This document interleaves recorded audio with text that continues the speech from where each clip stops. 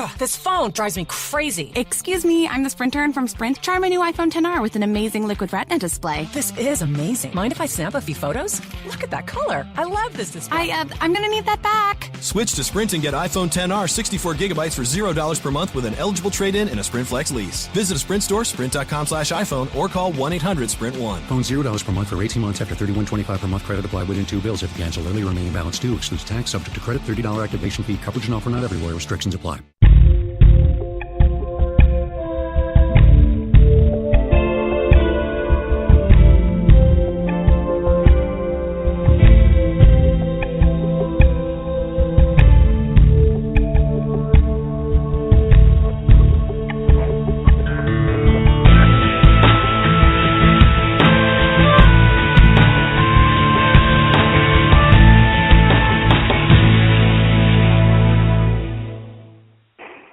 Aloha, everyone, and welcome to Aquarian Radio at aquarianradio.com.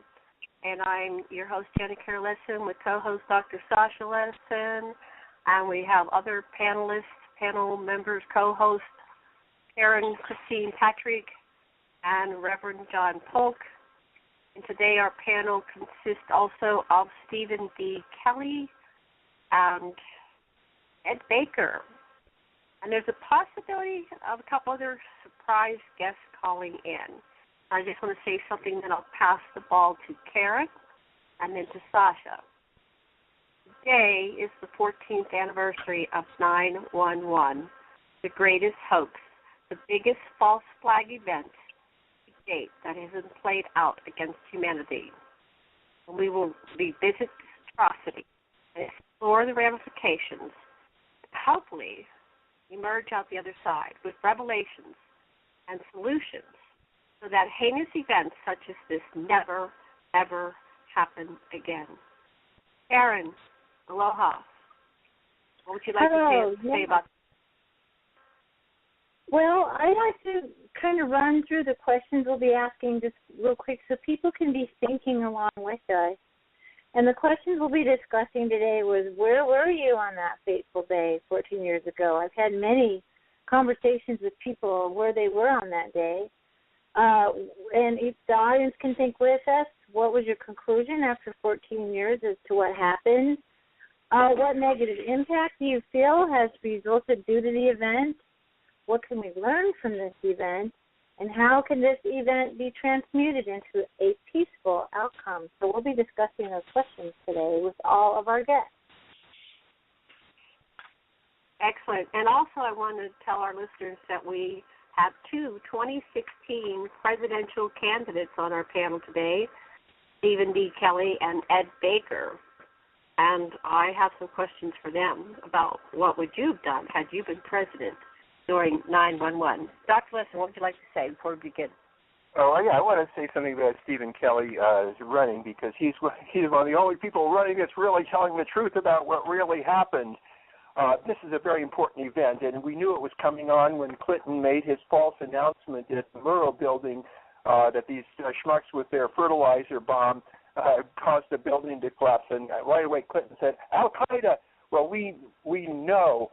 We absolutely know that the planes don't fly that way by these people that were ill-trained. Muhammad Atta's Quran, which was so conveniently found, was such a mess of nonsense that the media has participated as accessories after the fact. The stand down, the short cells, the lack of a plane at the Pentagon, the warning of Willie Brown and Stephenopoulos, the collapse of Building 7, the fact that the real bin Laden was killed long before the attack, and the Saudis were gotten out of the country, the fake passengers on the Pan Am flight, the owners of the building that had insured it and made all the money, and the gold that was gotten out. There's lots of stuff. Your government has been lying to you, and Cheney, Rumsford, and Bush are murderers and need to be brought to justice, in my humble opinion. Thank you, Sasha. Very passionate. Stephen Kelley, are you there? Yes, I am. Welcome Hi to there. the show. Hi. Thank you. Let me listen a little bit about you. Let's see if I can bring up your bio. Now, this is an old bio, so I'm going to ask you to update things.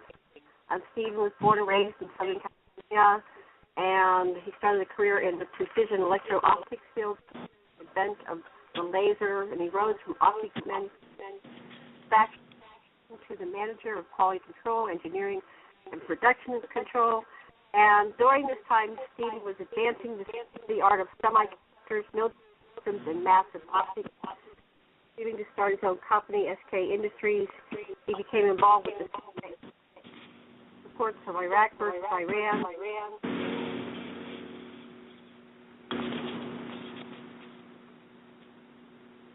He's a contract solid-state lasers for what was NSA operation run by Ollie North. Came awake and the process of researching the truth and getting on the path to enlightenment. So, Stephen, what else would you like to tell everybody about yourself and your maybe a little bit about for 2016? Yeah, well, obviously 9/11 was a big event in my life because I was a muckraker at the time, a whistleblower. I was causing all kinds of problems, and I had to kind of go underground and go into exile or hiding after that event because of the Patriot Act and the suspension of the Constitution. But after a while, I decided it wasn't a good idea to hide and to come out and get back heavily into what I'm doing. So, as you know, 3 years ago I came out and I put out the book and went public with my revelations about the city underneath the Getty Museum out here in Los Angeles, the big underground bunker. And the purpose of that was to expose all of this secret government and these things that are going on in the shadows, the dark side, to try to pull the mask off of the dark side. So of course the events of 9/11 certainly have a lot to do with all of that, and this is a war, and we are on the front lines, and we're doing everything we can to save not just this country but the rest of the world from these maniacs. Hope that helps. Okay. So, what you announced that I haven't really been following this, so Sasha's been telling me about it. You announced that you were seeking the 2016 presidential, not nomination. You're just running for president, correct? Yeah.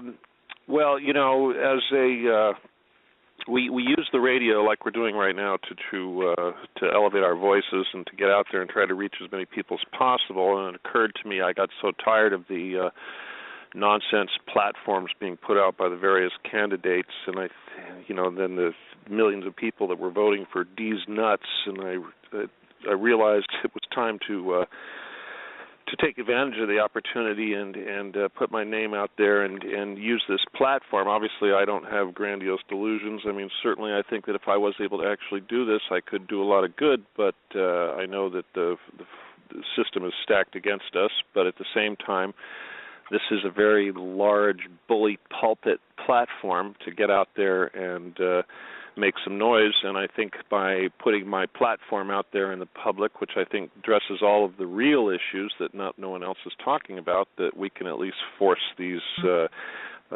dialogue into the mainstream, hopefully. I love it. I think that's perfect. Right on. Right on.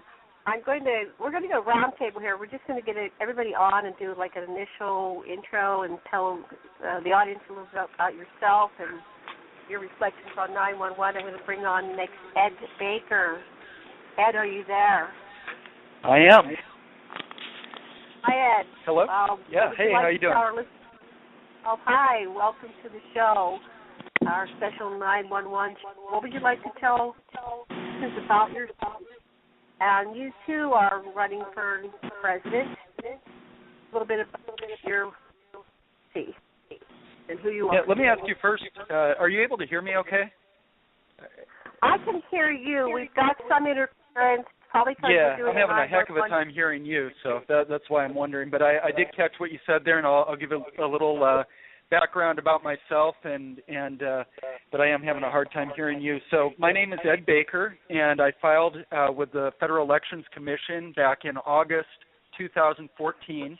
I am a candidate in the 2016 presidential election. I'm not a member of any political party, and I am very serious about being an option for people to consider supporting that can win this election. I have no doubt that we can win this election. And yes, there's some tremendous challenges with getting awareness up, getting on ballots, but I'm prepared to do everything I can to make that happen and to be there at the end as an option that can win.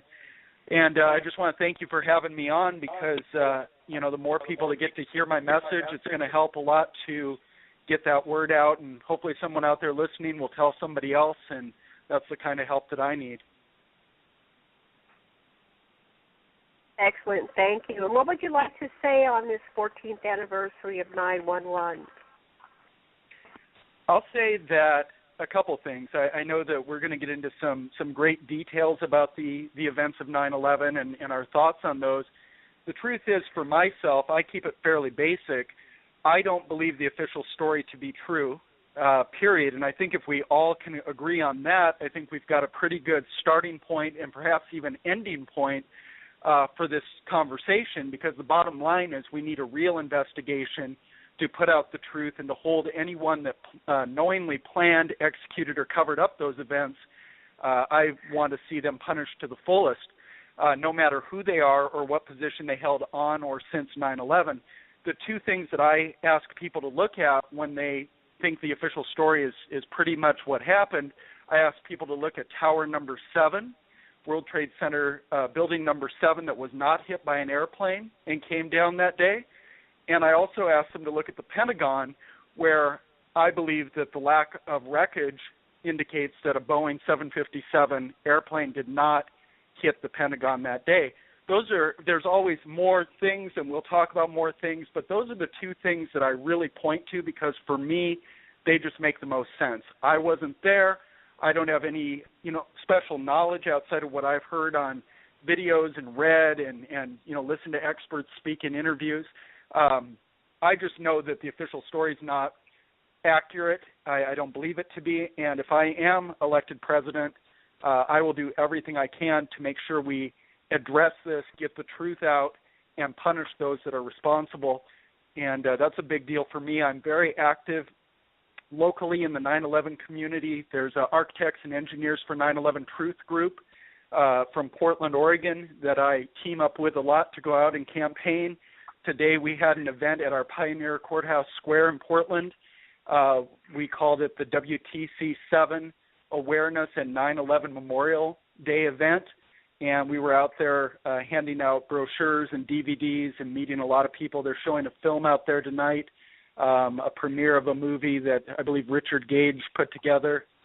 He's doing a thing out in New York tonight with a premiere as well, and the same film. And so we're very active in Oregon, and I understand there's a few other cities that are, very active as well, but I think Oregon does an amazing job with getting the word out. My final thing I'll say is June 24th, we were at the State Capitol building in Salem, Oregon.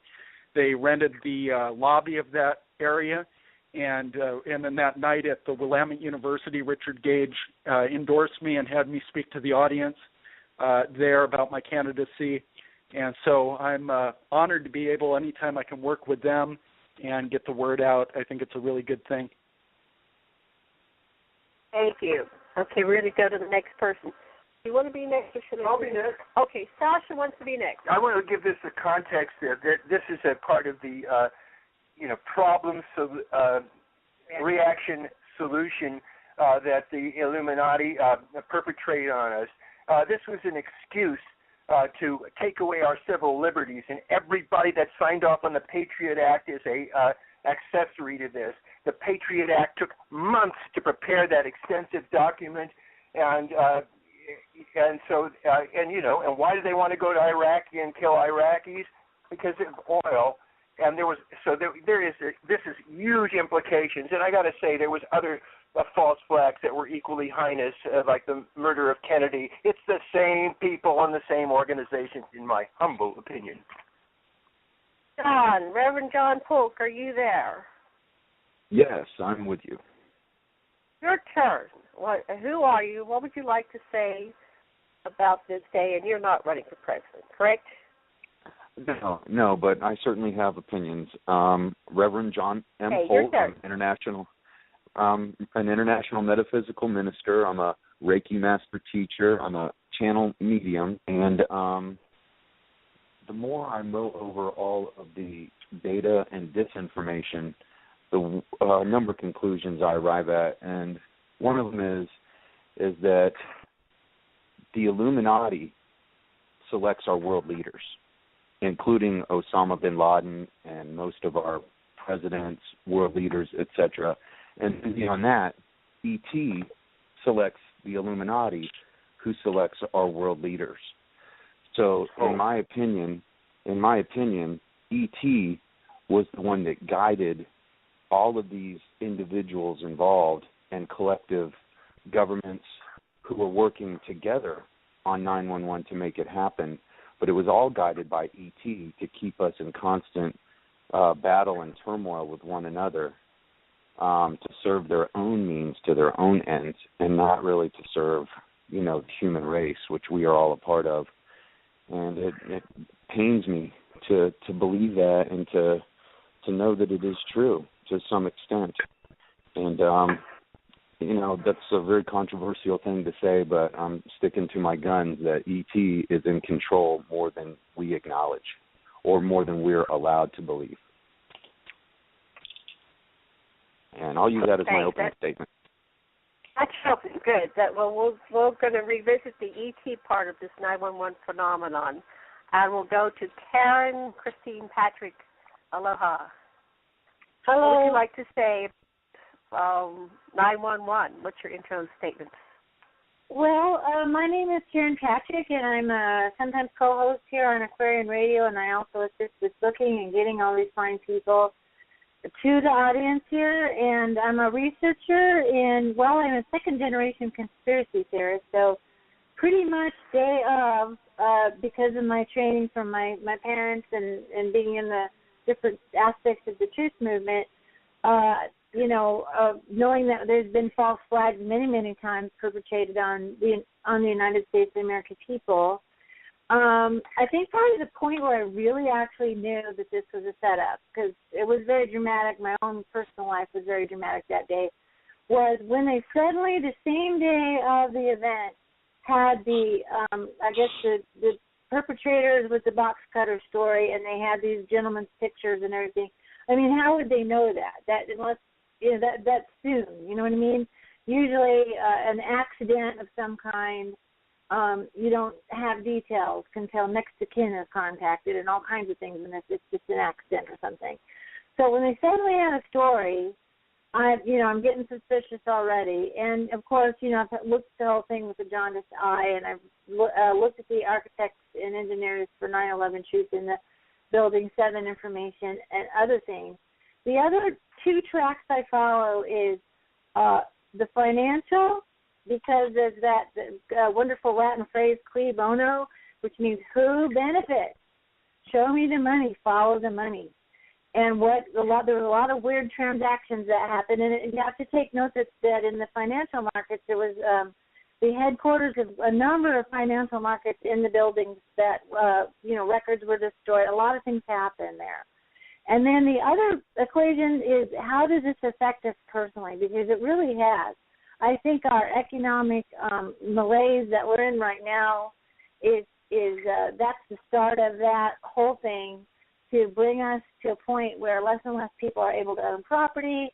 Our financial industry has sucking up all resources, and we have a jobless recovery, and the human suffering here of poverty, loss of life, veterans, people who've been killed in the wars, the people in other countries who've been killed. I mean, this is just a human toll that's just incredibly terrible, almost bad as the war years that we heard from our parents and grandparents. So this is a very serious topic, and we need to come together and find a way to work together and not just go in our camps and it's that guy's fault and that guy's fault. None of that's doing us any good. So that's my feeling about it. Thank you. Thank you. Well, that'll be a good starting question. Where were you on that fateful day 14 years ago, 9/01/2001? Boy, I have the song. 9/11/2001. I have it all backwards on this thing here. Where were you? And how did it affect you? And how did it affect your world that you're aware of? Back to you, Stephen D. Kelley. Where was I? Yeah, that was a whole other lifetime ago. I remember I was upstairs in a 7-bedroom house doing some work before I went into the office on a computer. And back in those days, I'd have a TV up there in the office at home, and I'd be watching CNN and ESPN, or not ESPN, but C-SPAN religiously. You know, I read the newspaper front to back. I watched CNN every day. I was on top of all this stuff, and when it happened, of course, I was in shock. And then when the building actually fell down, of course, I was in shock too, and I remember running out of the room and going, "Oh my God, the building just actually fell down!" And I remembered that it looked exactly like all of these skyscrapers we've seen imploded in Las Vegas. We've seen so many of these old hotels being imploded, and that's exactly what it looked like. But that was back when I kind of still had money, so things are different now, and it's a war. Now we are definitely fighting. And we know who the bad guys are, but we should mention here real quick, we could go in all different directions with this, but I think we really do need to focus on the Rothschilds and remember that one family owns the Federal Reserve, owns most of the central banks in the world, and has about 98% of all the wealth in the world stashed away somewhere. And ultimately, when we look at these issues and who needs to pay and what needs to be rectified, the number one issue is going to be challenging the Rothschilds and taking the control of the world away for that one family. Wow, yes, we will. Person is, are you complete? I'll pass the ball to Ed. Go ahead. Okay, Ed Baker, where were you 14 years ago, and how did it affect you personally? And So I was driving to work, and for whatever reason, and I think about this once in a while now, is that in some ways I'm in less touch now than I was back then. I don't really watch the mainstream news hardly at all, and so on. So sometimes I sit here and go, wow, if I haven't checked Facebook, or if I haven't, something major could be happening, I wouldn't even know it for hours or something. So somehow by chance, I was driving to work, and I was scanning the radio stations, and I never listened to Howard Stern, but somehow the thing stopped on Howard Stern's show, and I thought they were talking about something, and I thought that it was a joke or it wasn't, something real that was going on, and I listened for some reason for a little bit, and then, began to realize that this was seriously some kind of a terrorist attack. And it was actually, I've since listened to the show again, like the 8 hours of coverage or whatever it was, and I just found it, hearing that again years later, what I was actually hearing on the day, is quite interesting to listen to it again. In any event, I got to work. There was a television somewhere there in the building that I was managing a call center and was able to sneak away and, watch a lot of it on TV. I remember calling my girlfriend and telling her not to go to work that day. She went to work anyway.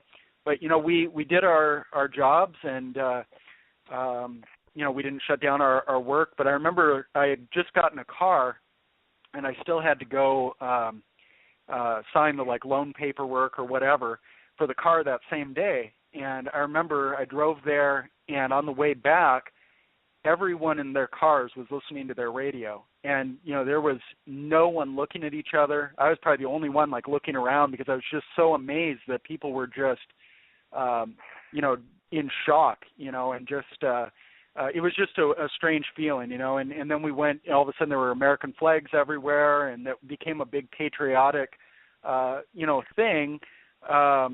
The songs that were coming out then, and the baseball, which I'm a huge baseball guy, and they it was during baseball season, of course, and they made a bunch of big deals, in New York with the Mets and the Yankees and all these sorts of things. And so, I mean, it was a big change. I remember I was doing pretty well. I actually had a little bit of money back then too, so I can identify with Stephen on that. The changes there since then, and I can tell you though, I mean, I remember just feeling a sense that everything was going so well in my life, and just it just felt like I had so many goals and dreams, and just there was nothing could stop me type attitude. And I remember once that happened, and shortly after, just the feeling of a lot of people changed their outlook on things. And I think that in some ways, I don't know, I call it innocence, I guess. We lost our innocence. We lost our trust that we were safe.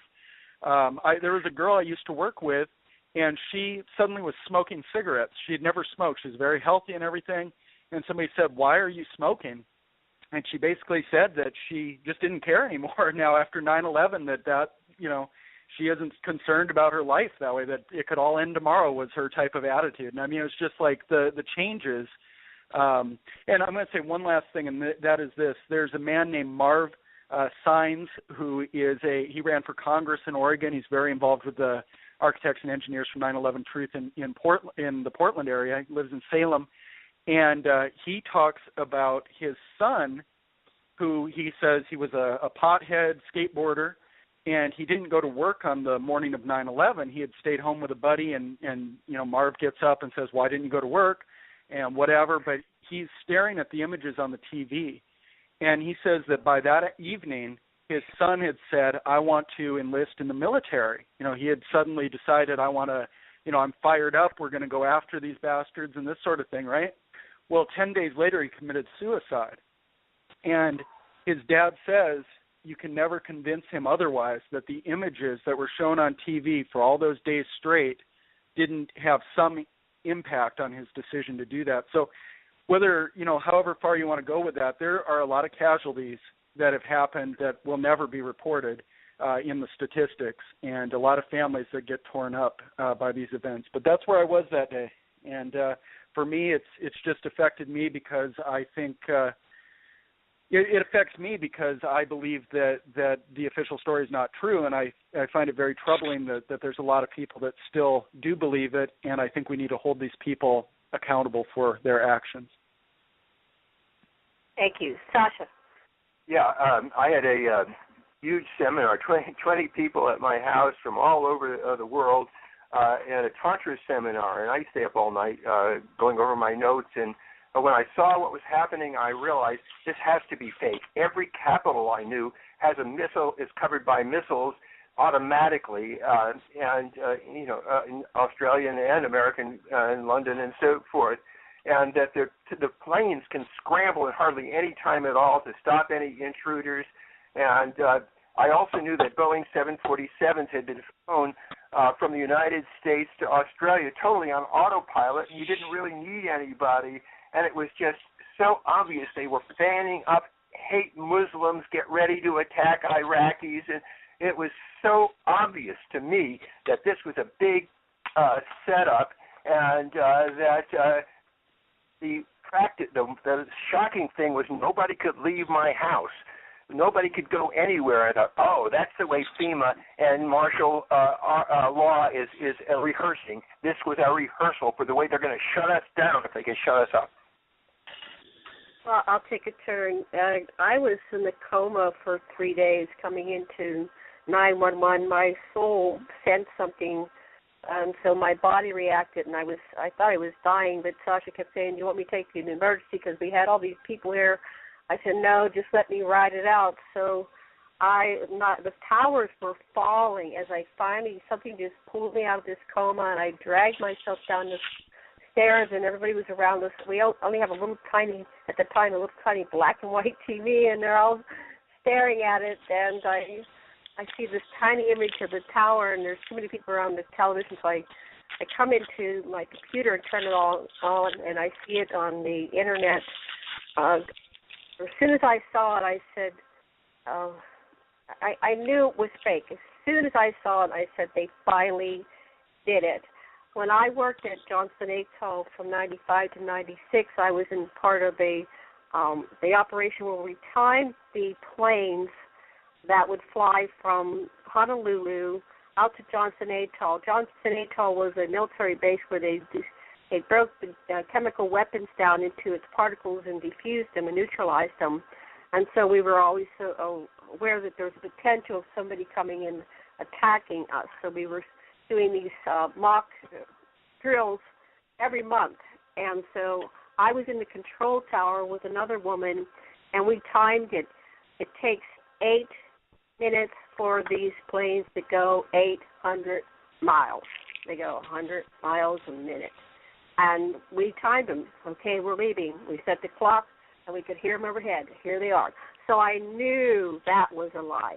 Another thing that happened to me, I was flying back every year to visit my parents since I moved to Hawaii in 93.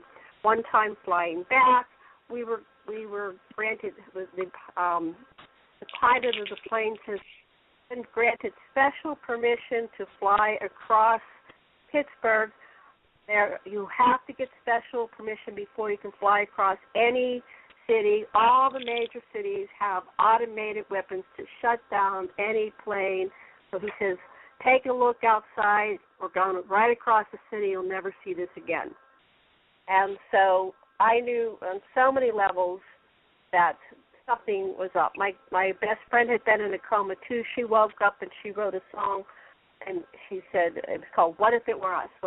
What if we were them? What if they were us?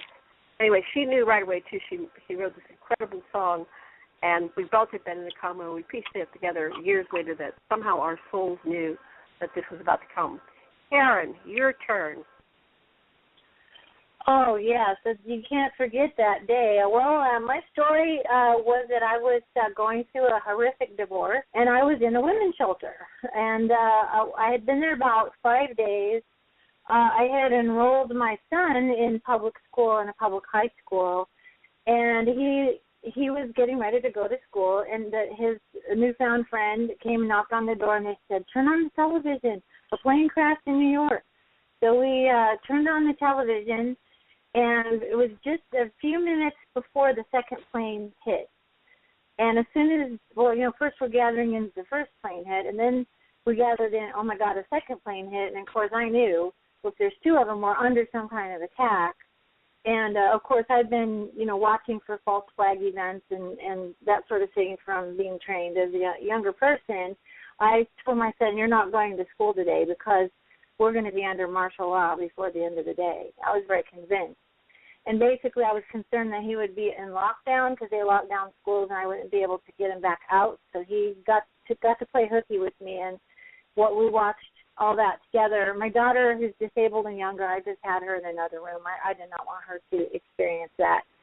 And we watched it as like everyone did, and it was just this horrific movie. And then when the buildings collapsed, Sasha, I'm with you on that. That was really strange for me because I had in my past studied in some engineering. I had some education in how the weight of a building and how it would fall in place. It would have to have a controlled demolition to fall into the footprint of the footprint of where the building is standing, and to have two buildings fall straight down in almost a free fall fashion was a marker for me that there was an issue.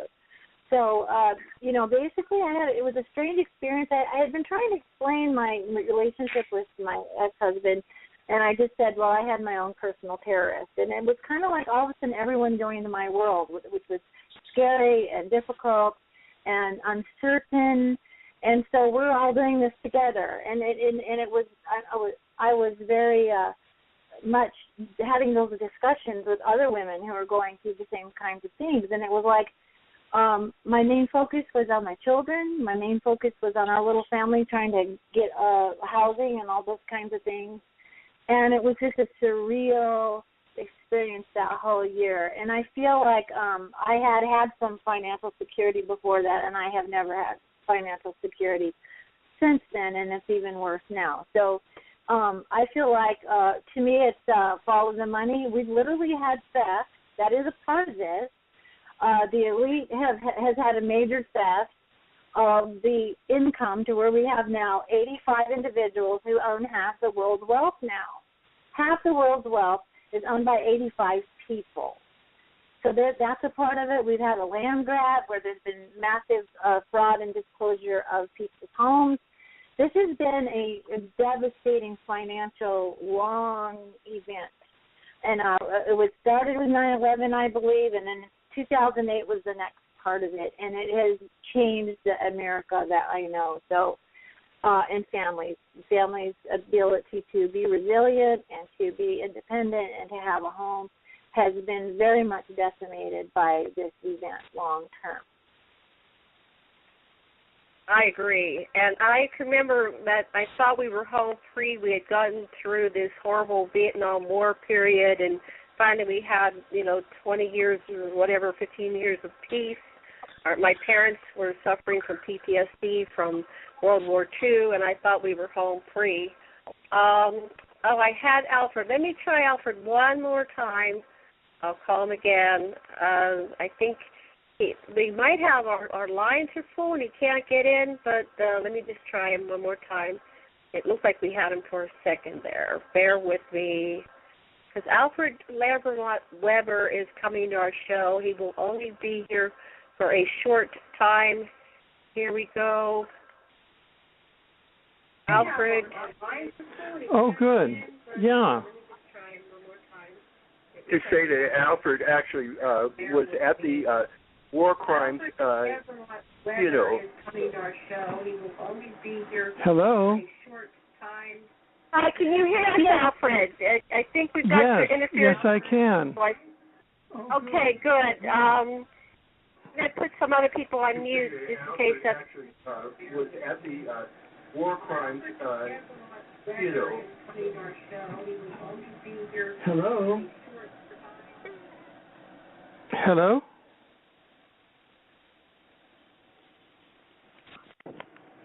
Hello? Hello? Alfred.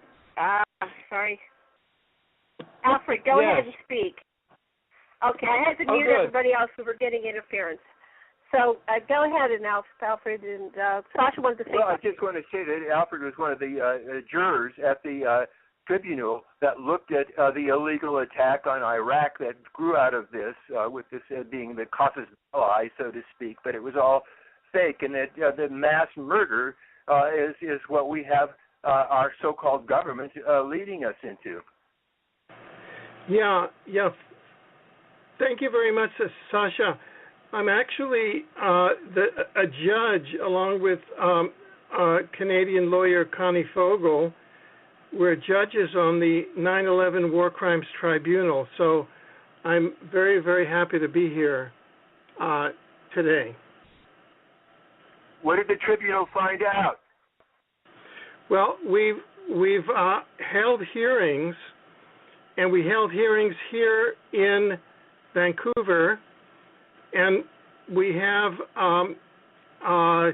there were about 20 to 25 witnesses, including U.S. presidential candidate Andrew D. Bashago, who submitted an affidavit because he saw personally in 1971 in a secret U.S. time science labs, he saw films in 1971 of the events at the World Trade Center Twin Towers that had been brought back via time travel. And he saw films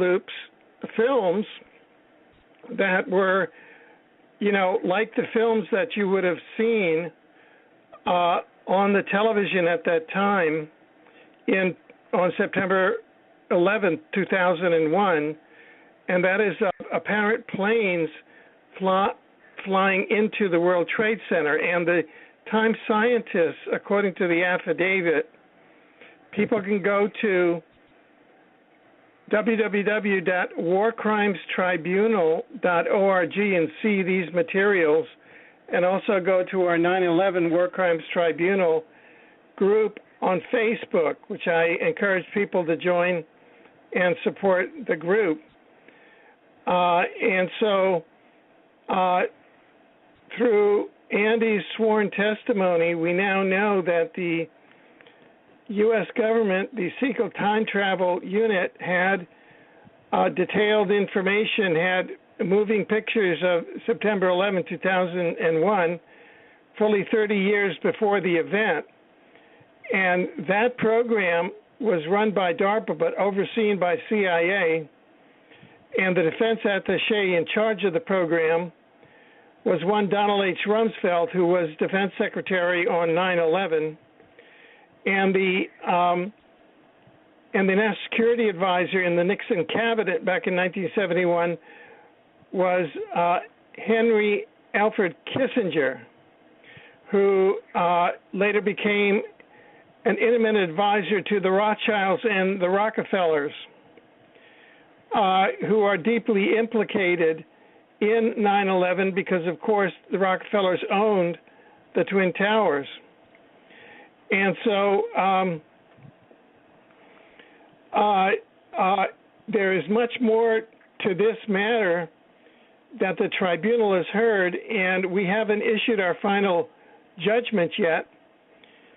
The specific reason, aside from that, to pass on that testimony, that I wanted to intervene as well, is to give very briefly, and there was a commenter. I'm sorry, I didn't catch his name earlier. That he thought that that it was ETs that were manipulating all of the human actors at 3D, and I agree with that assessment. And that is that. First, I just like to say something that I omitted from my comments in the prior section, and that is that those were not, we at the 9/11 War Crimes Tribunal found from films and objective evidence that those are not planes hitting the Twin Towers. Those are remote-guided UFOs that are cloaked with holographic technology that make them look like planes.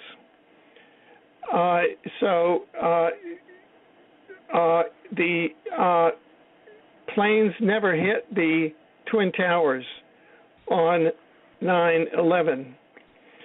But anyway, with regard to the hyperdimensional aspects of the event, and in this part, I'm not speaking as a judge of the 9/11 War Crimes Tribunal because we didn't receive evidence of this, but I'm speaking as an author and a researcher, and that is that there is evidence that negative hyperdimensional extraterrestrials were involved in 9/11, namely fourth-dimensional Draco-reptilians and Greys, who, number one, were under secret contract and have been since 1954,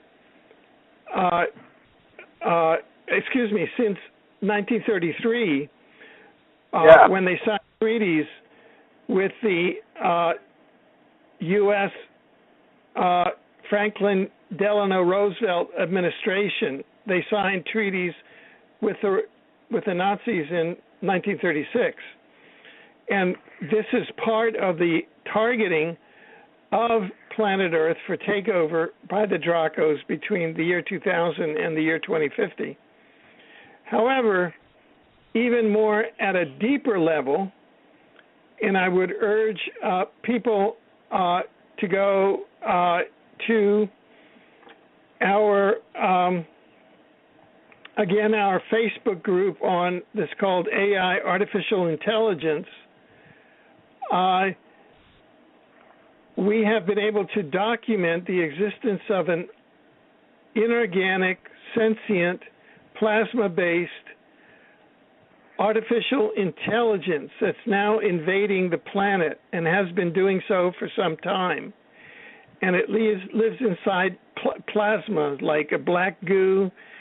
It can navigate through oil. It can navigate through the plasma screens of your computers and your TVs.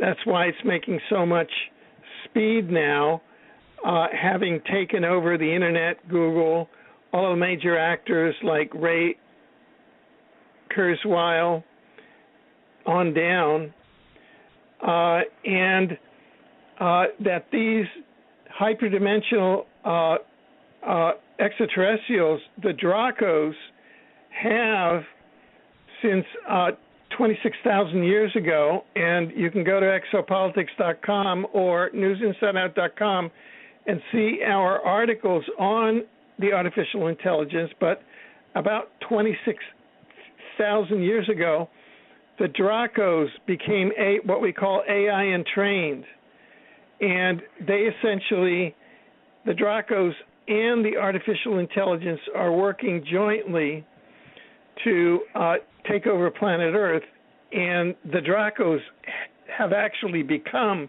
AI entrained.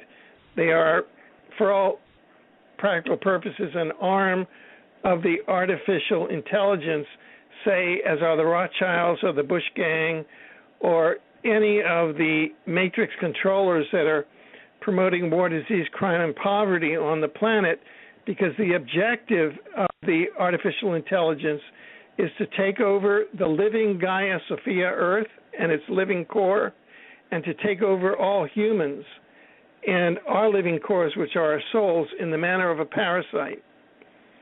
And in this way, 9/11, which was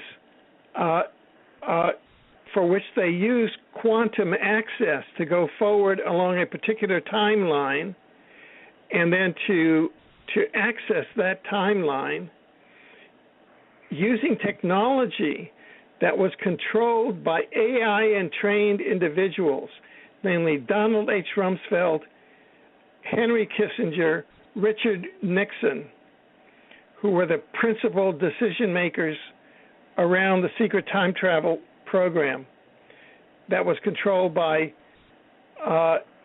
DARPA and CIA. We know all of this because of whistleblower Andy Bishago and up to 5 or 6 other whistleblowers, each of whom I've spoken to personally. And my book, Exopolitics, was time traveled by this program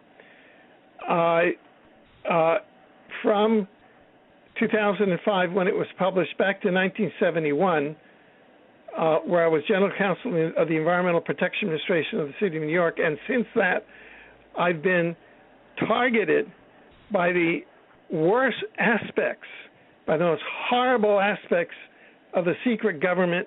It's lucky that I'm alive. It's the Bush gang, essentially.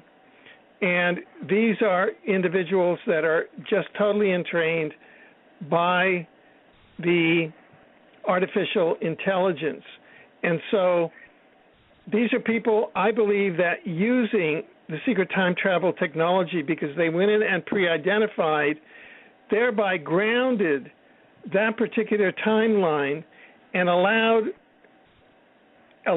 for a further invasion of the artificial intelligence plasma to come in and land in that timeline. It landed in the 9/11 timeline and cement it in, and that's why we got to that negative timeline. And these are my own theories. They're in my humble opinion, but you can go to the articles, and I'm now writing a book on artificial intelligence. And it's all based on the whistleblowers I've spoken to, including my esteemed colleague, Andrew Bishago, who may or may not agree with me. In this field, everybody's sovereign, every researcher's sovereign, and we all have our own opinions. And they're all equally valid as long as we follow the rules of science. So what I wanted to say is that if you trace it back, layer and layer and layer of the onion, behind all the humans, behind, Bush, Cheney, and Rumsfeld, behind the Rothschilds and the Rockefellers, and then behind the Dragos and the Greys, you'll find an invading, off-planet, plasma-based, sentient, inorganic, artificial intelligence. And the best defense that we have against that is to stay in our heart chakras and to stay in love and to treat each other with love. Because right now, we have large numbers of our fellow humans in the planet becoming entrained through the internet, through information technology, through television, through war, disease, crime, and poverty, and themselves losing their souls, having their souls become weakened and their consciousness weakened, and being taken over by sex, sensation, all of these other emotions that the artificial intelligence uses essentially to take over as a parasite the human host. Okay, that's all I wanted to say, and I'll be writing this up later in articles and in a book, and you can go to newsinsideout.com and exopolitics.com for updates. Thank you very much, Sasha and Janet and all my colleagues who are here as guests, and everybody listening for paying attention to this message. Thanks, Alfred. Thank you, Alfred. And we'll probably have questions for you, but you have to leave, and you can listen to the show later, and maybe we can post some responses on the website itself. But thank you so much for coming. I know you have another show to go do today, and we appreciate all your hard work, Alfred. Thank you very much. Thank you. Sasha, you want to say something while I go pull on Steve? Okay, while you're pulling it on, I want to say that Nostradamus actually painted a painting that showed the Twin Towers going down, burning, and so this has been around for a long time. And there's also it's not just that E.T. did it, it's though E.T. were some generic thing. There's different factions, particularly among the Anunnaki. There was basically the king of Nibiru, Nanar, has been warring with Marduk, Ra, who's been in charge here on Earth.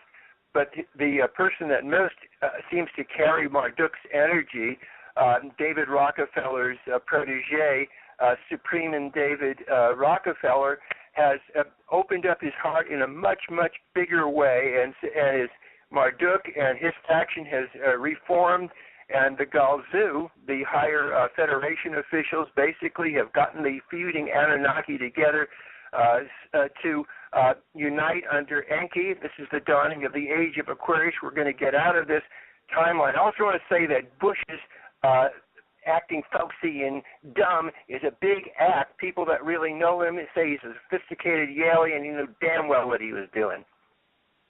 All right. Steve and Kelley, comments from you. You can talk feedback or... Yeah, I'm here. Golly gee whiz. There was a few things I wanted to say. I kind of wanted to respond to a few things that Alfred said that I don't agree with.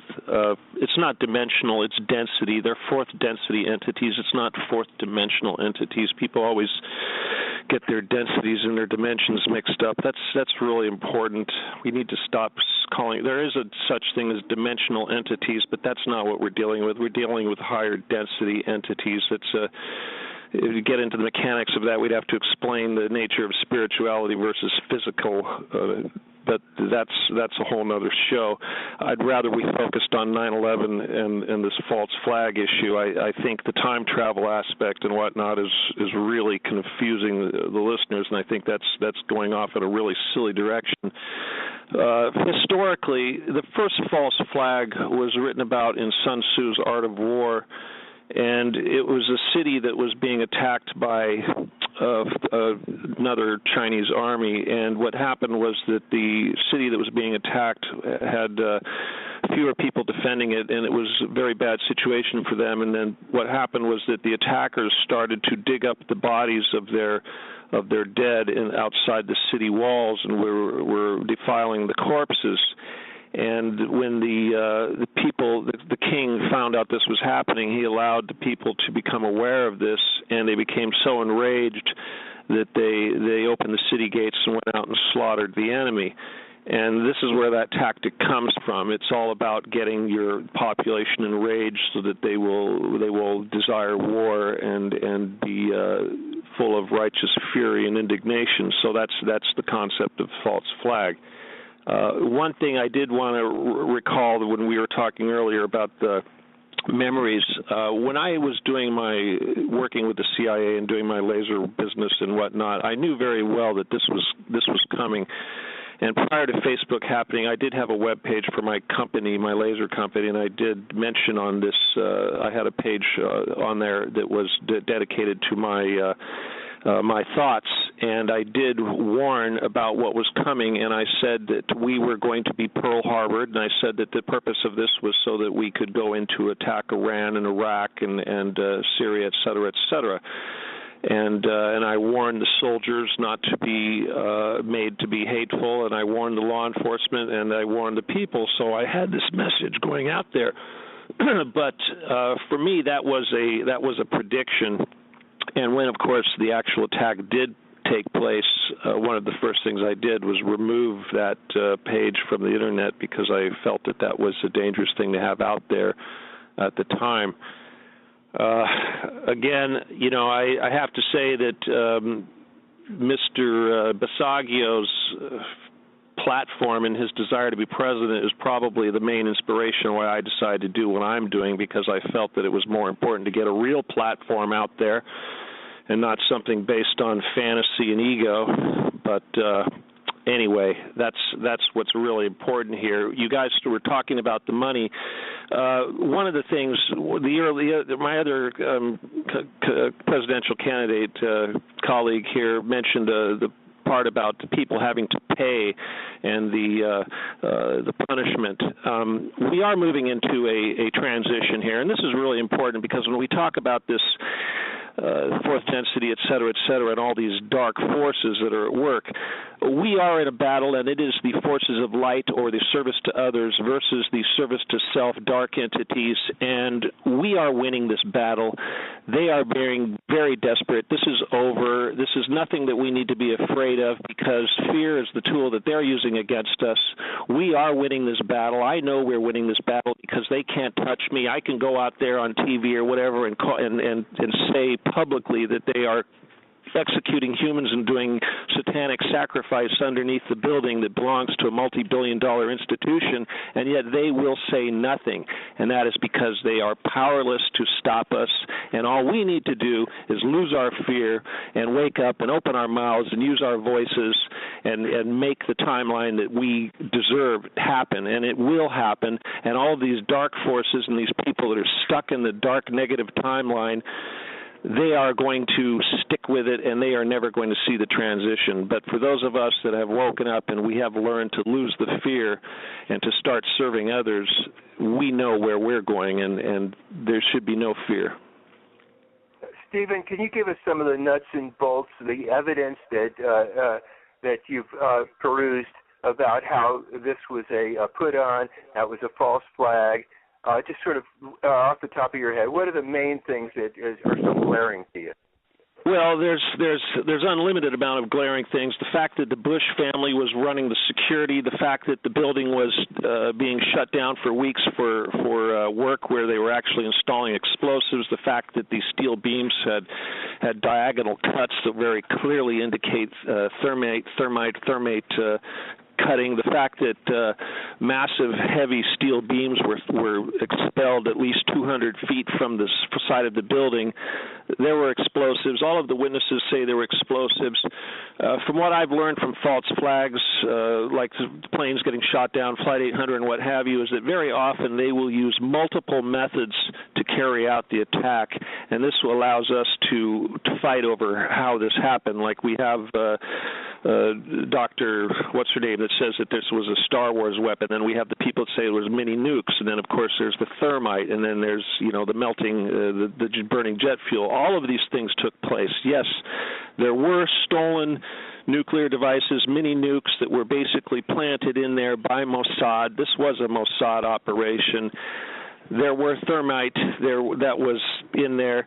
Larry Silverstein, he only leased the building 2 months prior to 9/11 and took out multi-billion-dollar insurance against a terrorist attack. You go on and on. Obviously, we look at the side of the building of the Pentagon. There was no plane. There were no cameras. What we do see of any film that was taken shows very clearly what appears to be a cruise missile hitting the side of the building. And then, of course, we have Pennsylvania and Shanksville. We have a hole in the ground that allegedly was from a massive plane that crashed in there and disintegrated into nothing with absolutely no parts of plane anywhere. We know everyone that knows anything about plane crashes know that they leave extremely large debris fields, scattered luggage, everything everywhere, and this was not there. If you look at the governor of Pennsylvania at the time, Tom Ridge, his payoff for allowing this big lie to take place was he was made the first director of the Homeland Security. So it's overwhelming. We all know that jet fuel burns at 1,500 degrees and it takes 2,700 degrees to melt steel. We've seen many, many skyscrapers burn for days and not fall down. This is a complete, utter joke. The fact that we have Michael Chertoff running the Homeland Security, whatever it was, the security at the time, and he was, in fact, a dual citizen of Israel. That should tell everybody what the problem is there. He went and shipped all the evidence, the steel beams off. We talk about having an investigation. It would be very difficult at this point to have an investigation because we do not have the physical evidence that we did have. But this is become the modern test of intelligence in our day and age. And from what I understand, only 1/3 of the United States understands that this was a false flag attack, which means that we have about 200 million people in this country that are incredibly stupid. So we have a lot of work ahead of us, not just to educating them about this, but to removing the fluoride, removing the chemtrails, whatever it is that's making people stupid, we need to get on top of it. Now, when we talk about change and we talk about what needs to be done, what really needs to be done is we need to go into the undergrounds, we need to go into these bunkers. When he starts talking about fourth density or fourth dimensional, but I will say fourth density Draco-type reptilians, yes, when you go down the chain of command, you do get to a point where you are not dealing with humans. And that is definitely something that is involved. And the only way we're ever going to be able to eradicate that is if we go down into the bunkers and clean house underground. The problem is not on the surface. The problem is below the surface. Thank you. I'm going to give Ed a chance to address whatever you said or address what Alfred said or just talk about whatever you want to talk about, what's coming to mind. Ed Baker, take it away. All right. I want to real quickly also give, because on my website I do have a lot of videos regarding 9/11 that I encourage people, to look at. Nothing that isn't already out on YouTube or whatever, but just ones that I've looked at and think that they're worth taking a look at for anyone that's curious, and that's on edbaker2016.com. And also, if you go to edbaker2016, that's how you find me on Facebook as well. So I encourage people. I do my best to be in touch with anyone, make myself available. My campaign slogan is in touch with, representing, and working for the people of America, and I try to live up to that. So anyway, what I don't know enough about the things that are being talked about here as far as the ET side of it and those things. And I know a lot of people that have spoke here in the last half hour have brought up, a lot of those things. What I will look at is the loss of life of American citizens as well as people in Iraq and Afghanistan, and just some statistics that I think, that I'm thinking about today on this 14th anniversary. On 9/11, there were 2,996 people that died as a result of this. 343 of those were firefighters. I met mother of a firefighter. On my campaign trip, I took Greyhound from Portland, Oregon to Portland, Maine, 88-hour trip for a conference. That's where I met Reverend John Polk and got to know him there. And on the way back, it turned into a 100-hour trip straight through from Portland, Maine to Portland, Oregon. But while I had a layover in New York, I was sitting by a lady who turned out to be the mother of a firefighter that was in one of the towers on 9/11. And thankfully, he got out, but his friends did not. And she certainly, does not believe the official story to be true.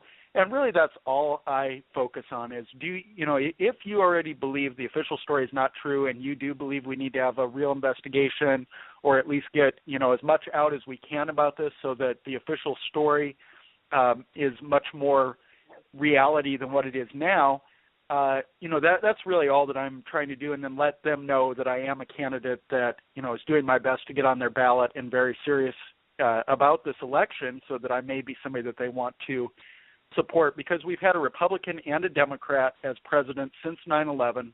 They both have said, do not allow yourself to question the official story of 9/11. And so to me, that's a reason right there not to vote for either of those parties when it comes down to it. So other statistics, 72 law enforcement officers died that day, 55 military personnel, 265 people that were on the airplanes. And then in the Iraq War, one of the ladies on the line here brought up earlier the loss of life, through the military and in other countries. We lost 4,491 U.S. service members in Iraq, 2,361 in Afghanistan, and we also had 1,173 civilian contractors die in Afghanistan from the U.S., and then your wounded comes out to over 52,000 between those two countries. 12% of the returning veterans have PTSD, and 500,000 Iraqis died during those wars as well. So you start just throwing out these numbers and it's just numbers or whatever, but I mean, just think about any individual one of those. Think of somebody that you love, a family member. These lives of the people that were left to carry on have been shattered. Every one of those people, anybody that lost a father, a son, a sister, a brother, and we don't. It just seems like we don't focus on the lives that were shattered of the people that are still living. So that's a big thing. And then also the money. I saw an estimate of something like $4 trillion spent on these wars. I see different numbers, but there's no question that there were a lot of factors, not to mention the loss of freedom, all the stuff that went on with being able to spy on phone calls, all the security at the airports, the Patriot Act, and all these other things that like Stephen brought up as well there, that there's no question. And what I believe is this: yes, there's a lot of evidence missing now, but when you have like a President George Bush and Dick Cheney that testified without being under oath behind closed doors, I think that we need to be able to go in and really interview people and get their actual testimony on record. And I think that would at least be a start there. And I think when you actually look for the truth and have a real investigation, I think we'll find a lot more answers. I think a lot more will come out. Hopefully those films that are out there, there've got to be tapes showing what really did hit the Pentagon.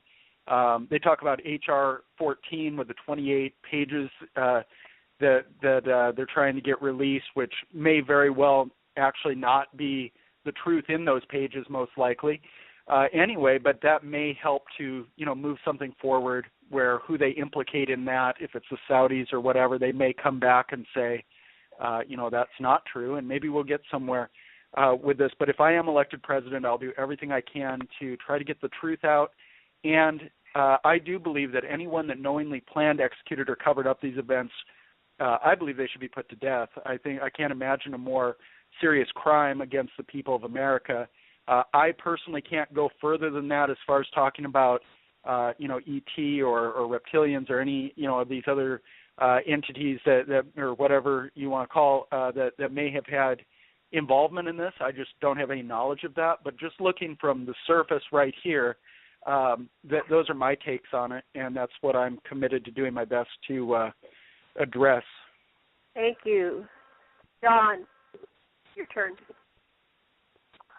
Getting back to the question of where was I or where were we all, respectively, on 9/11/2001, I was a sales manager trainer for Universal Studios, and I was doing exceedingly well in sales. And I remember going to my bosses and said, I need a break. I've worked all, year long, every weekend, every holiday, everything.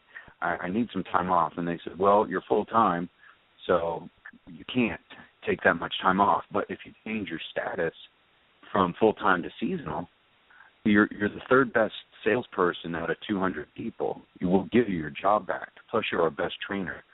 So I changed my status from full-time to seasonal, and then 9/11 hit, and I couldn't get my job back. And everybody quit going to all the theme parks in Orlando, Florida, which has been my bread and butter for the last since 1993.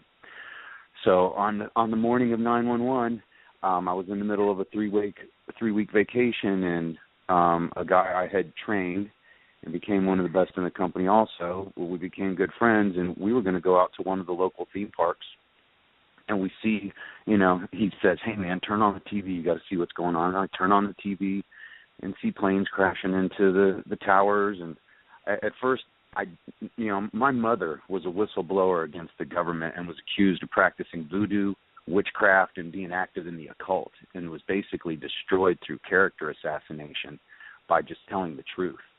And so I've been molded to not believe anything I see on TV. 6 ruling class families control the media, and and then they're controlled by the Illuminati, and then the Illuminati is controlled by ET. Most of our elected officials, in my opinion, which I cannot prove, but most elected officials or just people in charge of nations, regions, territories around the world are either ETs, human alien hybrids, touched by an ET, which is a phrase I coined, or they're possessed by an archon, or they can even be clones. And they, for the most part, the majority of them answer to ET. So the separation of power between ET and those that run the world, there is no separation, in my opinion. And back then, I knew that our U.S. military and Black Ops forces. I'm not sure what's going on. Say your last sentence again, please. You broke up. I was saying that our U.S. military and or Black Ops forces were training Al-Qaeda and Mossad and all of those, all those factions that just wanted to create war and use the term holy war as an excuse to fight against us. And I knew we were training them. So when I saw everything I saw on TV, I immediately didn't believe it. I immediately knew that our government was involved. A Bush was in office. The last time a Bush was in office, we had the Persian Gulf War. And then the Iraqi Freedom War after that. And I just knew that there's a direct correlation, that it is no accident, that it's obvious the more you look at it. And one thing I wanted to mention also is, I'm on Aquarian Radio every Friday as a co-host, and I enjoy it very much. I'm learning a great deal, get to meet people, at least over the radio show, from all over the country and all over the world who have incredible insight on what's really going on out there. And so I was talking to somebody close to me, who I'll leave nameless, about what the show was going to be about tonight. And this individual attacked me so hard, with so much passion and fervent fervor, just attacked me up and down. How can you do this? How can you do this to America? How can you do this to innocent people? How can you? I'm like, God, I'm just trying to expose what I believe to be the truth, and I'm getting attacked for it when I believe that Stephen mentioned the fact that 200 million Americans don't believe what we're talking about in any way whatsoever. So another thing I wanted to mention real quick before I pass it on is that I don't vote. I don't vote, and I never have, and I never will, because all elections, in my opinion, are fixed. And that happened in the state of Florida between Bush Jr. and Al Gore. And they even made a movie about it called Recount, where Kevin Spacey was the star of the movie. And they went through detail after detail after detail of how they did everything in their power to fix that election so that Al Gore would not be elected president. So based on what happened to my mother, my life experiences, and just seeing all the lies eventually get exposed, my resolve is greater than ever before. And I feel it's a duty and an obligation to try to tell the truth, which does not go very easy, as I learned earlier today by being attacked by somebody close to me. Wow. Sorry to hear that, but there's so many people that are Fox News programmed.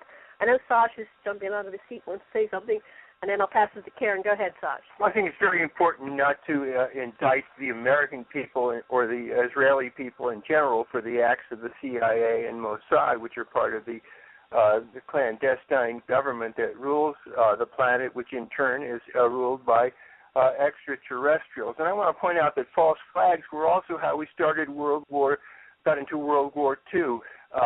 Our military knew very well that Yamamoto and his fleet were heading for Pearl Harbor because they'd been cut off from the Southeast Asia, and the Secretary of the Navy told Roosevelt, hey, I want to put the fleet in defensive position, and Roosevelt said, you're fired. I want to have lots of casualties so that we get into this war.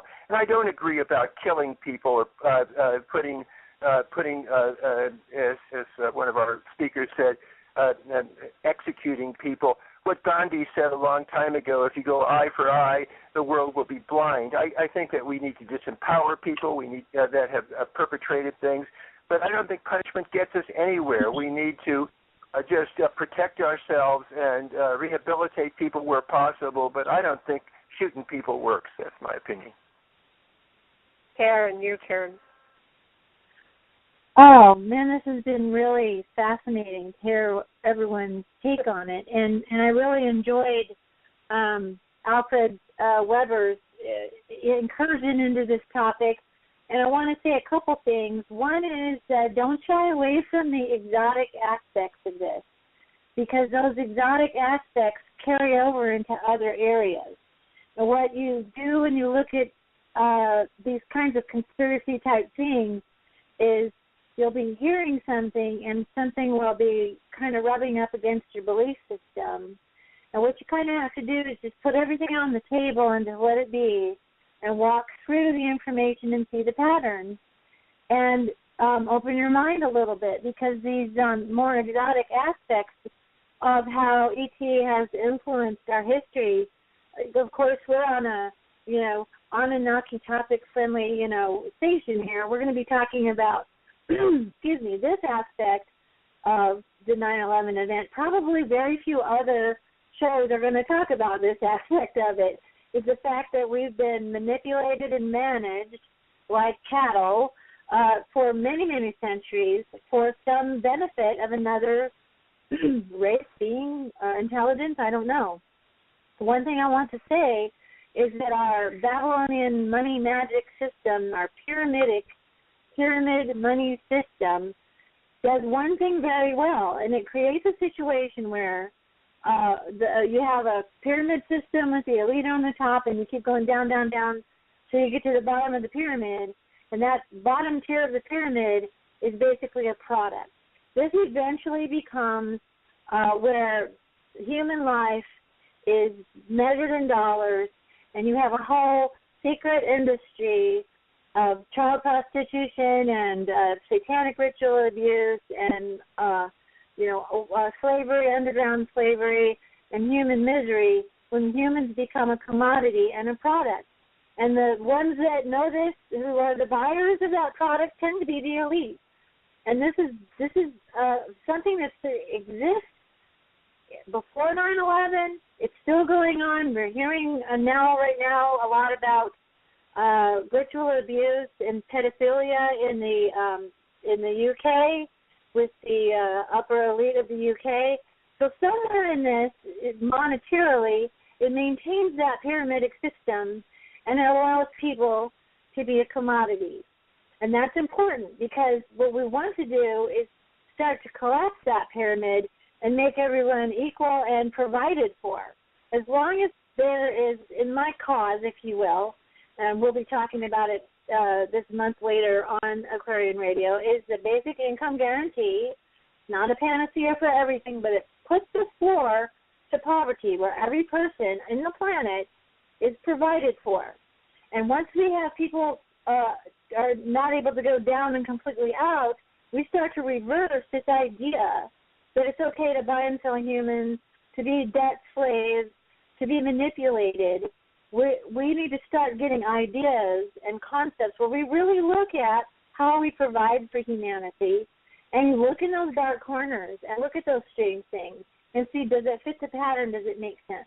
Maybe it doesn't make sense to everyone, but it makes sense to me. I've looked into this very deeply, and some of this exotic stuff is real. And I want to back up one thing else that Alfred Webre said about time manipulation, because I'm dealing with my partner, Brett Shepard, who was shown images of the moon that were not taken yet, but he was shown, like they were taken in the 90s, but he was shown them in 1982. So he has a time loop situation himself, and now he's coming out with these images that he himself discovered that were shown to him in 1982. He has a photographic memory. What is that about? That's reinforcing a timeline, too. Other people know that they have had their timelines altered. Some of the gentlemen coming out, Corey Good and some of the other ones are talking about a 20 and back program where they served in the secret space program, and then they were sent back to their current timeline to live a different timeline. So that's important to know, because this is continually forcing a negative timeline. And if we're aware of that and we start to say we value human life and we don't allow it to be sold, and we don't step over the homeless guy and say, sexy to you, we start to revalue ourselves and our connection to source and to each other. We literally, I do believe we have them on the rocks, because 9/11 had another effect, and that affected a lot of people to start looking and valuing each other and looking what is wrong with our world that can happen. And recently, those little children that washed up on the beach that were drowned, it's just galvanized people. It's galvanized their hearts. So I think these guys tipped their hand, whoever these darklings are, and opened up the fact that we need to dig into our hearts and make sure that we don't think war is okay. We don't think homelessness is okay. We don't think slavery is okay. We don't think any of this is okay. That is, I think, a good effect that's happened from that event. Thank you, Karen. I agree. We are in a slave planet. It's not just the sex slaves and the child prostitution and child molestation, but every human being that's in this system is a slave to someone else, because we're in this corporate economic slave system that affects everyone. And we do not have a bottom. People can go all the way to the bottom and be homeless. That's an atrocity. People do not ask to be born into this planet. We need to have a needs-based economy, like we're going to be discussing. You're talking about a basic minimum income. I'd like to see the revamping of the entire monetary system to something that, extraterrestrials don't use money. There's got to be another system that we can use where everybody gets their needs met, because this is an atrocity. And I saw this go further and further downhill with 9/11. That seems to be like the turning point into this negative timeline, and I did see 24 different timelines. However, I know that we are the chooser, and Alfred didn't get to talk much about his positive timeline, and I see that he's kind of been talking about this negative timeline. And I'd like to remind everybody that if you don't like the channel, switch it. If you don't like the road you're on, take the exit and take another path. Sasha, you wanted to say something? Well, just if 3 or 4% of us become aware, and as Stephen says so adequately, serve others, go to 51% service, and feel the love in your heart, feel the oneness with your fellow human beings, and everything changes. But, we've been in this situation for a long time, and I do agree with Alfred about the reptilian alliance with the Nazis, basically, and then the Operation Paperclip brought the Nazis over. The Nazi Alan Dulles, who was head of the CIA, we have the same Hitlerian people with their Draco allies running things. And I unfortunately, the Anunnaki are now united, and we have a brilliant person in terms of David Rockefeller Supreman, who is here to help us. That's my take. Steve, this is probably the final round with at the very end, we'll have 1 minute each to tell everybody how to contact us, but this will be the last round. The last round, oh boy. Okay, I just want to say that I've become inspired. I think my show this Sunday at 10 p.m. Eastern at Revolution Radio is going to be dedicated to this particular issue, the 9/11, 14 years after. So thank you for that. I do really agree with what Sasha says regarding the punishment. The future of this world, of course, is got to be based on a society which is based on service to others. We have a greed-based, selfish-based society, and this is the root of all of our problems. That transition is coming. Those two sides will separate. The STOs and the STSs will not live side by side in the next level. That is coming, so yes, it's very important that we choose which side we want to be on. However, as we are here now, it behooves all of us to fight against the dark side and to try to educate as many people as possible to choose the service to others lifestyle. But as far as the punishment goes, I believe that yes, we have a punishment, pain-based society, which is torture, which is loosh generating.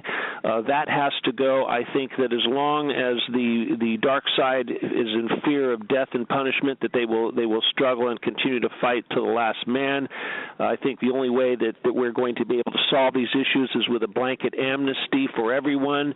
I think that the situation in Israel with the Palestinians and the Israelis, of course, is a perfect example of this. Obviously, punishment has to be revisited, and there must be a way of dealing with these issues that does not involve punishment. Very, very important. Again, my show Saturday or Sunday is 10 p.m. It's the Stephen D. Kelley Show, and it's on Revolution Radio. And, of course, if you want to reach me, just Google my name, Stephen D. Kelley, Kelley. And there's tons of stuff out there, videos and what have you. And I have a book, of course, which is called Cities Under the Plane, and it is my experience with the CIA and the NSA and the Bilderbergers and the Templars and the underground cities and all, and Billy Meyer and everything else. But one last thing I want to say real quick. If you're going to run for president, you really have to not be ignorant about all these things, because as I've learned from dealing with these Bilderberger types, is that one of the things that they really enjoy is that everyone, for the most part, is extremely ignorant. And if you look at anybody that's ever become president, they say all these grand things, and then as soon as they get in office, they're exposed to all these deep, dark secrets, and they suddenly toe the line. What we really need is somebody that knows these secrets from the get-go, and not somebody that's getting exposed to them later and told, well, you got to keep your mouth shut because it's national security. BS. If you look at my platform, number one on the platform is removing the Fed. The reinvestigate 9/11 is somewhere down there, probably, 10 or 11 things down below, but reinvestigating the Fed, removing the influence and the control of the world from the Rockefeller, or not the Rockefellers, but the Rothschilds, this has to be number one priority. And as far as our economy is concerned, everything that faces us can be solved.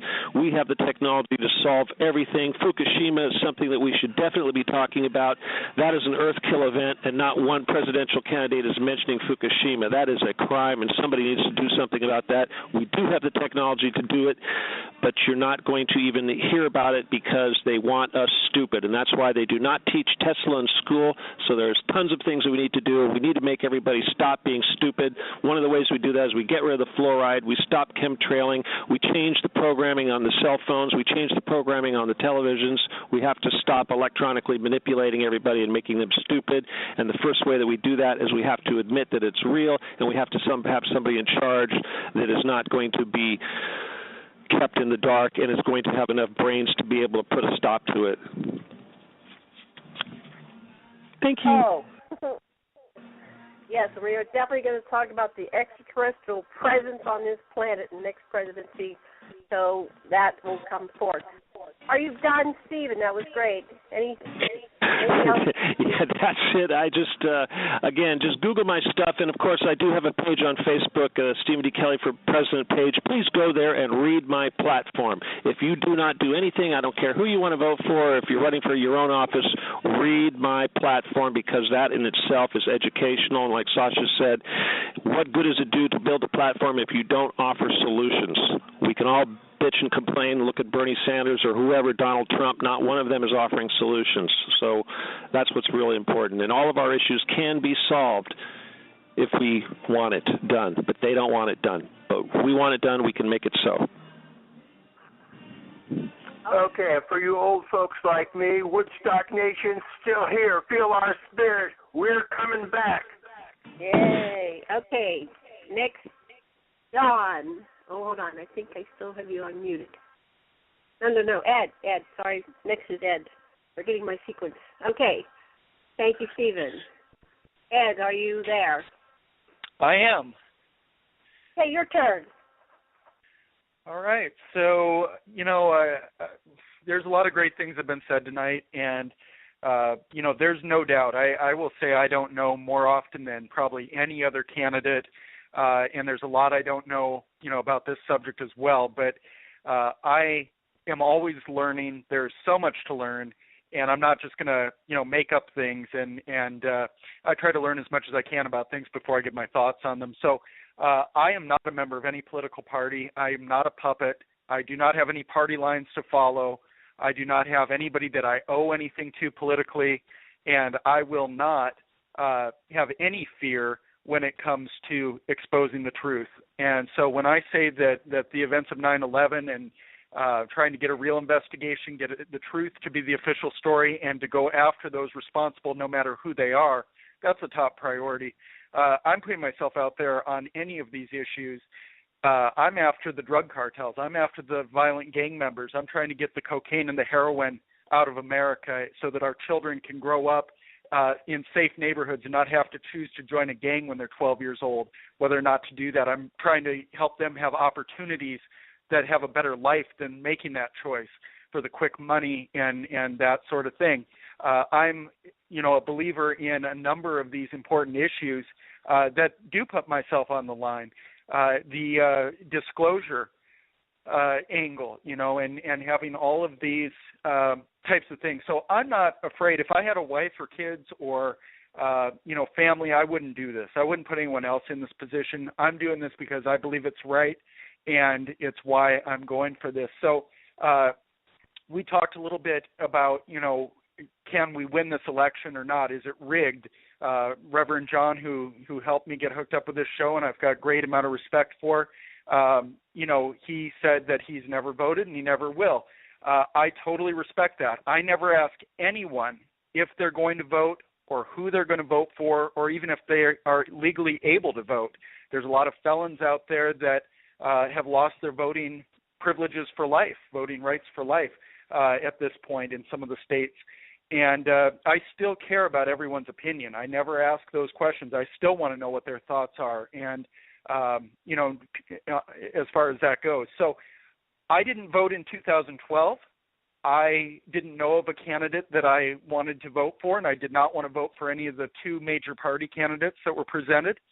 And I can obviously tell you this time I will be voting. I've got a lot of supporters that tell me I've never voted before, or very similar to what John said, really, as far as that they didn't have any intention, but now they have a candidate that actually listens to them, that actually represents what they believe in, and they feel good, whether or not it's going to be a writing candidate or hopefully I'll be on their ballot, but they feel good about actually going out and voting. So I encourage you to do whatever is best for you out there. If you want to vote, if you don't want to vote, do what's best. I agree with Stephen about, even if you're dedicated to a candidate, whether it be Bernie Sanders or Ted Cruz or whoever, it's great that we can get our names out there and be heard. And, we're definitely pushing some important ideas, and we're getting it out there. I'm all for other candidates, running for president, Stephen, or I've met so many people. There's 1,055 that have currently filed paperwork with the FEC, and I'm one of those people. And eventually anybody that brings in over $5,000 in contributions has to file the official paperwork. And so I'm all for it because I think for the most part that we all have good intentions, that we're trying to raise awareness to important issues. We are against these two parties that are working for the elite and not for the people of America. I call it working for an evil agenda. And I, honest to God, believe that we can defeat this system in this election. So that's an area where I do disagree with some people that say it's rigged and we can't win. I think it's rigged and I think we can win.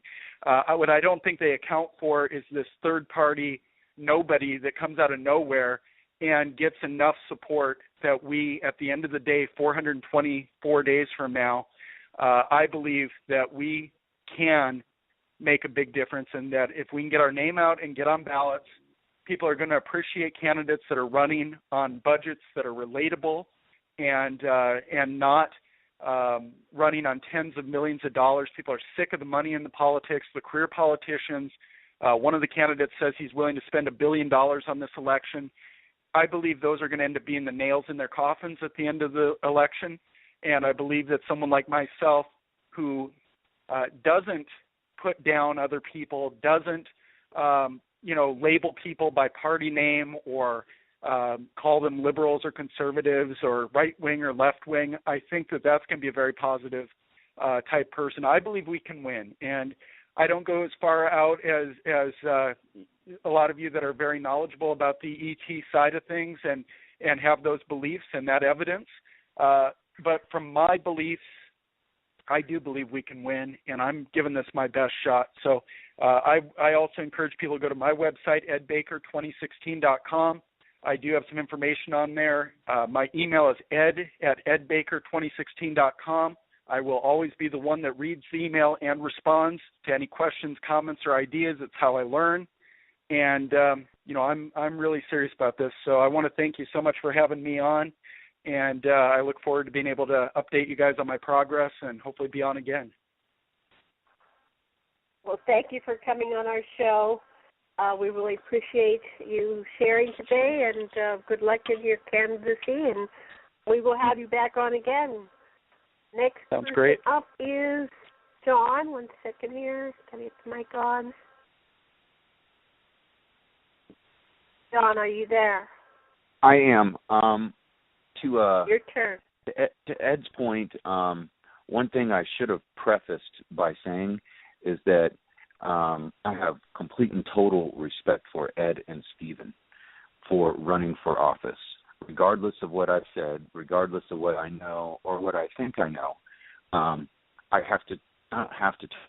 do really respect the fact that they're running for office. They're very passionate about their belief systems. They're driven. You're not going to tell them that they cannot win. I don't think either one of them will listen to it for half a second. And that's the attitude and resolve that they have to have. And that's a quality that, more people should have.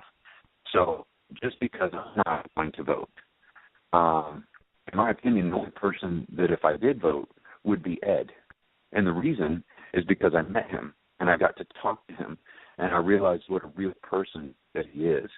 And he said himself, you cannot buy me. Nobody can buy me. There is no monetary sticker, price tag hanging off of my ear. So, money's not going to sway me. I'm not going to get involved with the PACs. I'm not going to get involved with any of that because I don't need to. Because if you just read my platform, you research me, you can email me. I mean, he gives his heart to the world and encourages people. I mean, he will even give out his personal phone number. He did that at the Experiencers Speak 4 UFO conference. Most people don't give out their personal phone numbers. So his willingness to be so transparent in what he believes makes me believe in him. I read up on Stephen's platform as well, and I noticed there's a lot of overlapping methodologies, if you will, between the two candidates that we had the privilege of having on the show tonight. But anyway, if I did have to vote, I would vote for Ed just because I'd never really met a presidential candidate before. And he and I were talking on the phone earlier today, and I said, you know what? This show tonight is such a huge deal, at least to me personally. I know it is to everybody on the panel, but it is a big deal because it's history being made regardless of who wins and who does not win, the fact that everybody that is running, and they're all making a stand. They're traveling around the country. They're doing the campaign. They're doing what they need to do to get the exposure. And the ones that are most genuine, I think that they're going to be acknowledged in this election, 2016, more than ever before. To Ed's point, is that people are tired of all the people with money getting into office. I mean, good God, I hope Jeb Bush does not win, and I pray to God Hillary Clinton doesn't win either, you know. So if I had to vote, Ed Baker, you would be my vote. Okay. Are you complete? Anything, your website, how do people reach you? Oh, okay. If I'm wrapping up, then my name is Reverend John M. Polk, and I recently, with the help of my brilliant editor, master wizard teacher, Karen Patrick, on our panel tonight, you can find my book, Yahweh, the Biblical God, is an Alien, and Yahweh is Enlil, which we've talked about before.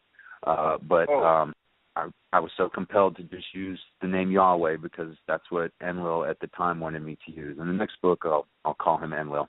But Yahweh, the Biblical God, is an Alien, and you can find it on johnpolkmedia.com. That's JOHNPOLK media.com. It's $10 for the ebook and $15 for the paperback. All right. Thank you very much for coming on the show today, John, for being our co-host. Thank you very much for having me. Yes, much love and blessings. So I'm an anthropologist, and what we say in anthropology, in social anthropology, is that the basic human sanction is nullity. Stop participating. And so that I understand the impulse to not vote, but if you look at some of the other aspects of nullity, boycott.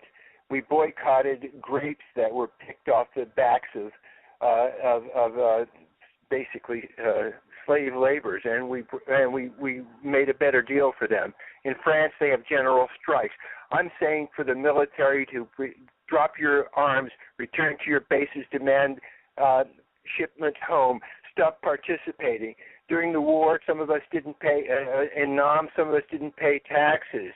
That's another way. You can have your taxes put in trust. So think of different ways of not participating in the institutions that grind people down. That's my suggestion. Karen. You there, Karen? Let me try this again. Hold on. Can you hear me now? Now I can hear you. Sorry, it didn't quite light up your little mic over here. Karen, your turn. That's fine. Oh, yes, it's been a wonderful discussion, very dramatic event in our personal lives. And I wanted to say that I'm not exactly candidate-oriented. I've been cause-oriented now for a long time in advocacy because I always kind of want to pick at something that is a good idea and help get it out. And I've been talking about the basic income guarantee, and you guys can look at it at www.basicincome.org. I'm super proud that one of my articles actually is in the leaderboard there about invisible disabilities and the basic income. And I also advocate for caregivers in the basic income. We have whole swaths of our people, the humans that get up and do things that they're not paid for. And the thing is we're now at a point in our economic deterioration is that people literally cannot do those good things that they do anymore. They don't have the gas to go to the food bank to go help volunteer. Or they don't, they have the ability to take off time from their job to help their loved ones through a health crisis. So we're at a very human point in this situation. And what I want to say, too, is that I know our audience has a lot of wonderful love and light people, and I think that's great. We have a lot of people kind of lurking and waiting, and I want to encourage them to go and do something, get involved, have some persistent intention toward a goal. Don't just wait around for the world to change, as the song goes. Get in there and do something. Volunteer for a campaign, volunteer for a food bank. Get yourself being part of the solution, not just waiting for something to happen. even if it's just a little bit. I know people are very stressed. I know people are very financially stressed. I'm a financially stressed person, but I've trained myself to do some different tasks on the internet and social media to help spread the word. Don't just do that either. Actually write your congressman. We need to start getting candidates on the record about economic policies that are positive. And I think Bernie Sanders came out for the $15 an hour minimum income that was instituted in Seattle. But what good is the $15 an hour if you can't get full-time work? So we really need some other policies addressing poverty directly, abolishing it directly. Martin Luther King, in his very last book, before he was assassinated, recommended the basic income guarantee. Milton Friedman, the economic advisor under the Reagan administration, also recommended a negative income tax, which is, again, a basic income guarantee. We need to abolish poverty. We need to say it's not good and make that value choice. And then we'll start making better and better value choices. And people, I was challenged today, where do you get the money? And that's a big question. And I told the person I was talking to, every single month in the United States, we spend $65 billion per month for quantitative easing that is given to the banks, give it to the people, get the water to the roots of the plant, and it will grow. Stop watering the leaves and draining all the resources and hogging all the resources. It doesn't belong to you. And if you're going to be found out, you got to do the right thing. Tell the truth. And one last thing I want to say is that I had a vision one time of a white microphone on a white stand, and there was people lined up as far as you could see who had their files and their suitcases and their briefcases, and they wanted to tell the truth. My partner and I are hearing from whistleblowers from NASA and other organizations in the military. They want to tell the truth. We need that truth and reconciliation process and to get everything out, because we got to heal. This has been wounding to the human race. And that's what I want to say, and thank you for having this show today. An interesting 911 problem that's come up is that the people that have been suffering from cancers caused by the fallout and the emotional trauma of 911 are being cut off from the insurance that was paying for them. These are all victims of our government, and those that are survived and have been wounded emotionally and physically deserve to continue to be supported, in my opinion.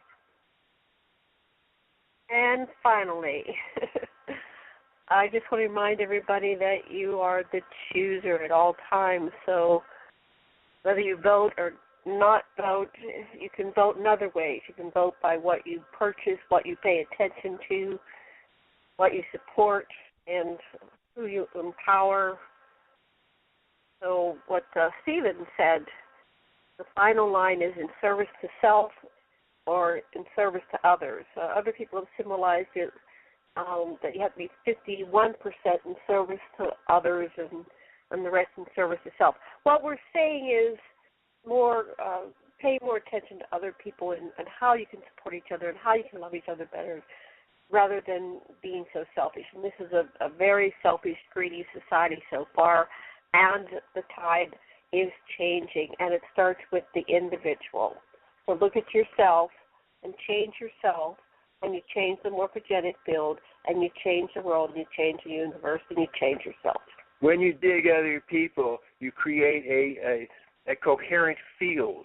And when 3% of the population creates a coherent field, we can change everything. Maharishi has shown that. A.R. Barton has shown that. We can change the world by our loving intention. And that's your best vote ever, is your loving intention. And with that, this has been another Aquarian Radio episode of Peace Paradigm, the 14th anniversary of 911. And I want to thank our panelists, Karen, John, Steve, Ed, and Alfred. I get everybody, and Sasha, and myself. Much love and blessings, and aloha.